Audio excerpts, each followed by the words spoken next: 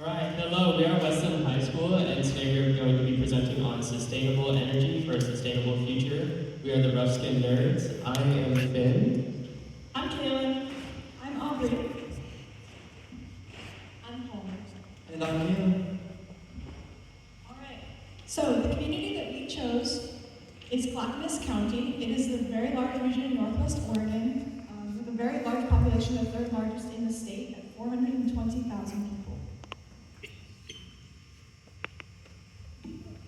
Why does energy matter? With our society becoming more and more electricity based, it's more important than ever to produce clean energy and to use it consistently. Our county, Clackamas County, is heavily populated and very urban, and because of that, our space is really important. So for us, it's a really big concern. How can we maximize our clean energy, and also how can we maximize our space usage?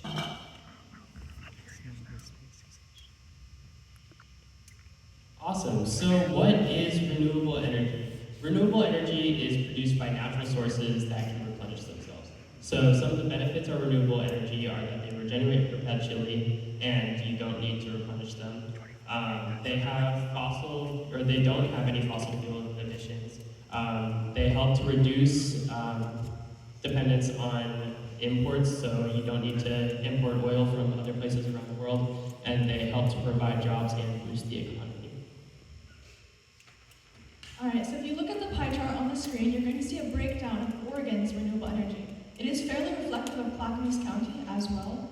You'll see 60% of our renewable energy is hydropower, which makes sense since we are in the Pacific Northwest. You will also see other things such as wind, wood, solar, or biofuels. But overall, only 62% of our energy use is renewable, and we want to improve it. All right, so the four biggest types of renewable energy in Oregon are solar, geothermal, hydro, and wind. So I'm just going to go over some of the pros and cons for all of these. A big pro to solar is that there's a very low operating cost and it's self-sustaining and scalable, meaning you can start at any level and you can either grow or shrink it as needed. But there are high startup costs on an individual level, so it's hard for people to implement it on their own, and there are geographical limitations. For geothermal, very long lifespan, but it is affected by location, so you need to be somewhere that has a hotspot. For hydropower, it has a very long lifespan, but it harms the salmon run and it hurts water quality due to temperature and nutrient buildup. And with wind power, it's very scalable and it's good for multi-purpose land use, but again, geographical limitations, you need to be somewhere that has wind consistently for it to be worth it. The current energy regulations in Clackamas County all are based around using energy efficiently. However, none of our policies currently focus on the sourcing of our energy at all, besides the state and federal levels of the tax credit and rebate systems that are already in place.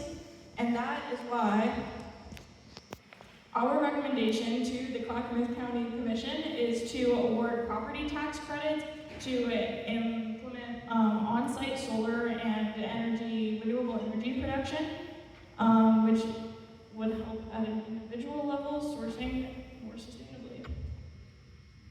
Awesome. So some of our reasoning, first of all, Clackamas County is most able to influence property tax, so that's why we chose to focus on property tax for our tax credit system. Second, this program will hopefully fill in the gaps of pre-existing federal and state rebate programs that help homeowners implement on-site solar, such as rooftops, things like that. This will hopefully make it more viable for larger scale properties to implement bigger systems and by giving them direct tax benefit. Thirdly, it will encourage people in our community to adopt on-site renewable energy instead of punishing them, because not all sites are necessarily viable to use clean energy, and we don't want to increase the opposition from sites that might not be ready to adopt clean energy. Lastly, this will put business pressure on large organizations that are not ready to adopt clean energy, because those that are ready to adopt it will receive a large tax credit benefit. Going off of benefits, benefits. Some of the benefits of our particular proposal is that it will reduce the need for unsustainable energy production, such as fossil fuels and natural gas, which in turn now stimulates demand for renewable energy. So this will also continue to help innovation in that industry. Any excess that is sold on site can be sold back to the state government. This reduces the need for public infrastructure producing energy and creating energy. This reduces the cost of electricity for businesses and homeowners, which makes it more accessible. And all of these benefits are also applied to business and homeowners as it makes them more power outage resilient, as on-site production will not be impacted by the larger power grid in the same way. So some of the challenges that come up with our proposal, there are lots of challenges, but some of the main ones are, like I already mentioned, not all sites are viable to have on-site clean energy production, which is a big one. And one of the main reasons why we chose to word our proposal as we did, was to not punish those sites that wouldn't be able to adopt clean energy practices in general. Hopefully also with the introduction of this policy, it will encourage innovation in on-site and small-scale renewable energy systems that, over the future will develop and make more likely for people to be able to adopt. Second, solar, especially, which is the most common on-site renewable energy source as of now, is not necessarily always viable, especially in Oregon year-round, because in the wintertime we get a lot less sunlight, as many of you probably know. And so in the future, we would maybe look to more battery infrastructure being developed, and also small-scale alternatives like I just mentioned, that would maybe not necessarily be dependent on sunlight, so they could be used year-round. And with our batteries, that would be, in the summer, taking excess energy that we aren't using and storing it so that we can use in the winter. Lastly, this would introduce lots of really high upfront costs to organizations and landowners that are trying to introduce on-site renewable energy. So that's partly why we actually wanted to make this, so that it's more economically viable for those in our community in Clackamas County to adopt clean energy, because it's not only better for them in the long term, but there's also a direct tax credit benefit they can receive immediately after implementing it. Yeah. So one of our main focuses this year was energy justice. And energy justice, you can read the definition up here, is basically focusing on equitable ways to produce and consume energy. There are communities that are disproportionately affected by the production of energy, especially for fossil fuels. Communities that live closer to nuclear power plants are in danger. Several communities, such as Lake Michigan, have been impacted by negatively harvesting resources. So energy justice focuses on the fact that we should all have equal opportunities to consume and use energy.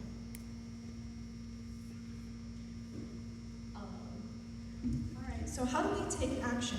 We wanted to bring our proposal directly to our county and our community in the hopes that we would be able to get more public policy sponsorship.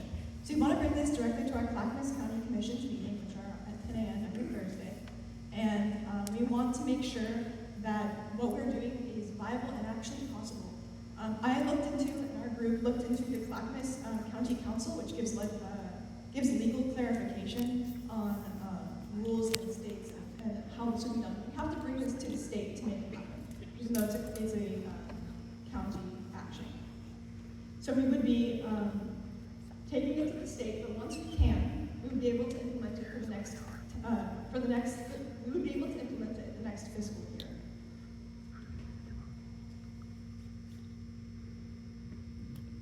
So some barriers to renewable energy are really just time, money, and space. So as mentioned earlier, Clackamas County is highly urbanized. We have a very dense population, and because of that, it's just hard to find space for turbines. So there are ways around this that we have looked into, but it is definitely a thing that was on our mind when we were talking about our planning. Obviously time, these things do take a lot of time, especially to build infrastructure and implement it, but with the fact that tax credits will be awarded for the next fiscal year, we think we can get around that. And of course, it's a high investment, but those tax credits, I think, they're good at that really quickly.